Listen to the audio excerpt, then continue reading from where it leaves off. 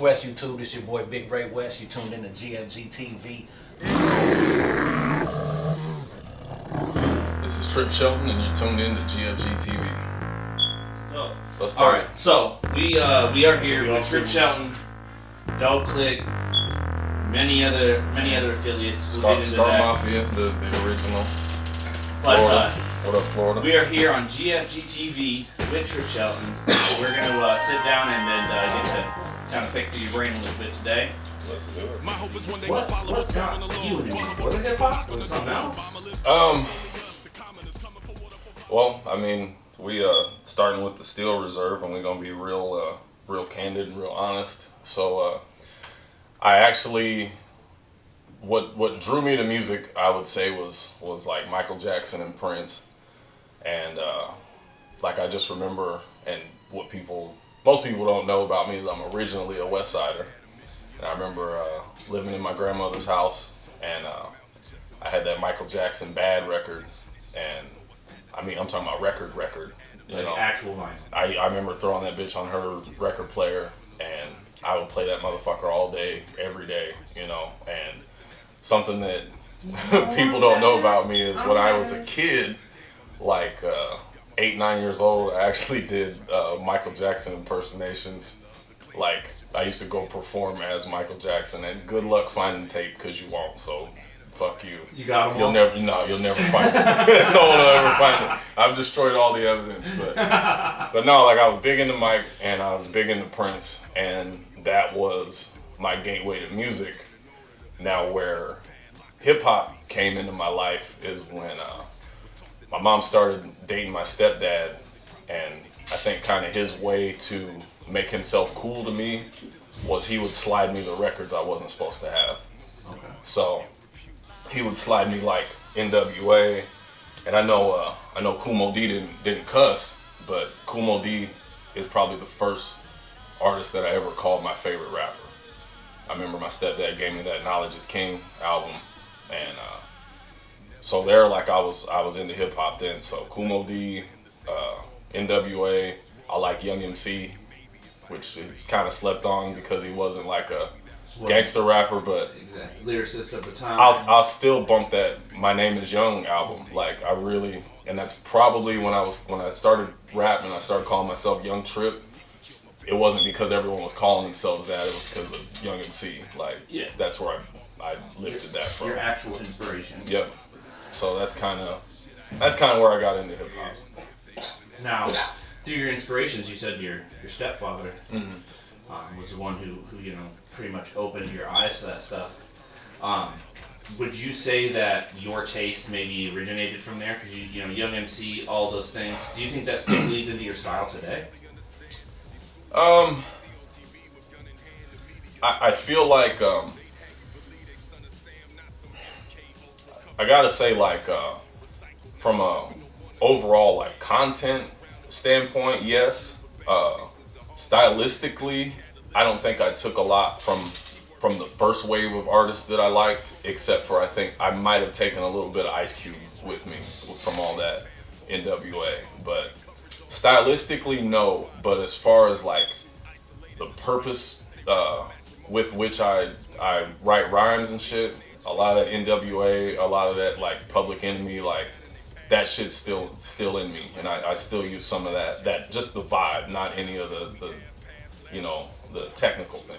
Yeah, like they were rapping for a reason. Exactly. You know what I mean? Yeah. And there was purpose behind it. And it wasn't just random raps. I hardly ever have sat down and just rapped to rap. Like I've always got something to say, and even when I attempt to like just freely rap, like heavy shit just starts coming into my hand, coming through my pen. Like it's very hard for me to just casually rap without having a point. Like even when I sit down and that's the goal, it's really hard to do.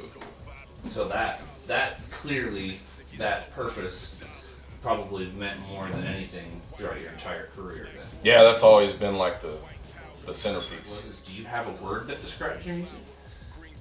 Well, I would hope, and it's always the goal, that I don't really fit into a category. I want to be musically kind of liquid.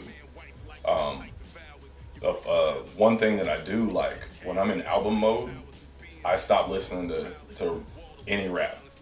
I listen to no rap because I don't want anyone's style to like permeate into mine, and I want to be pure. So when I'm in album mode, I start listening to Prince, I start listening to Amy, I start listening to like Alanis Morissette and like Soundgarden and like Green Day and shit, because I want to get the feels and I want to get the vibes, but I don't want anyone else's style to be influencing mine during that time. So that's why when I do make albums, like you get me like singing and shit, and you get me like rap singing, and you get like, I be trying to get weird.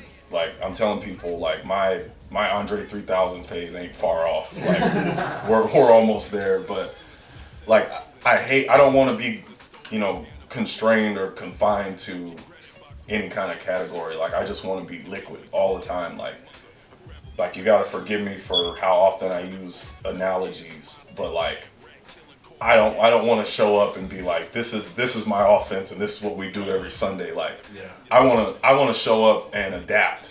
You know what I mean? Like when someone hits me for a feature, I love when it's some like off the wall weird shit, and my first thing is like, how the fuck am I gonna rap to this? Like, because that's when my best is gonna come out, when I don't have a plan, when it's like, oh shit, this is different, this is weird. That's what I love, is that weird shit, Would it be safe to say that your style, you like to be uncomfortable? Yeah, I'll get my best when I'm uncomfortable. And that's like that's all phases of life for me. But like musically, yeah, like throw me a fucking curveball. I love getting a weird feature request. My man likes a fight. I can respect that. Yeah. I can respect Yeah. that. I respect the shit out of that. Now, you don't like to be put in a box. As an artist, I know myself, I'm not a music artist, I'm a visual effects artist, and I feel like I always have to beat my last project, regardless of the outcome. I just always want to do something. We ain't gonna act like you don't have bars, though. What's that? We're not gonna act like you don't have bars, though. But that's not the question. I know. Sorry, but you ain't gonna disrespect yourself like that. We know you got bars. Yes. And on that side, I don't talk myself up on that side. I never have. I never have, because I didn't ever take myself as serious as somebody like yourself, so I don't compare myself to yourself. Right. So I don't put myself in that box. So I respect you. I thank you. That's an honor to hear that shit. It is. It's cool. But I know where I sit at the table, and I know what I bring, and obviously you do too. What do you feel is your best piece of work? Without a doubt, I don't think I've made anything better than Slave House. That's like, I'm definitely most proud of that, because I feel like that was front to back. There's nothing on there when I listen to it I'm like, because like I comb over my own shit more thoroughly than anybody ever could, And when I go through Slave House, I can't find anything where I wish I had done it differently. Like it was deep content, top to bottom. It was lyrically really strong, top to bottom. I think one area where people might criticize me is the beats that I choose, and I think the beat selection was good on that whole joint. Every time I make some shit, I'm like, that's the bar I'm trying to pass. And I think Dead Flowers 2 was really good for me, but it was different, and it wasn't a singular, subject matter. So it's kind of more all over the place. It was solid, but it wasn't. That shit wasn't Slave House. That was like, that's the best I've done for sure. If I said, okay, let's battle for Get You Some, like let's do it, there's somebody who would actually show up, and Herschel Walker will still beat your ass at like 56, 57 years old, whatever the fuck he is. Like, mixed martial arts. Yeah, man. Like Herschel will beat your ass at like 56, 57, bro. You know what just came to my mind? I've only smoked one time since I worked there, and it was with you. Up and in. Yeah. Cause like I know he can attest to this, but I went up there to do a podcast with him and Jackson Mason, Yeah. Ashton, and I knew I had like 16 days before I had to get back to work because it was the first day of winter shutdown. So I was like, I'll be straight by then. It's like, yeah, I'm gonna smoke. I hadn't smoked weed in, that was, what year was that? That was 2015 or something 15, maybe. I think it was 15. I hadn't smoked since like 09 at that point. So, And like, you didn't just smoke. You smoked. yeah, and if you noticed, like, not only was I out of practice, but weed has changed. And I remember, like, I was a part of the podcast, and then that weed hit, and I just, I was just listening to a podcast. West YouTube, this your boy Big Ray West. You tuned in to GFGTV.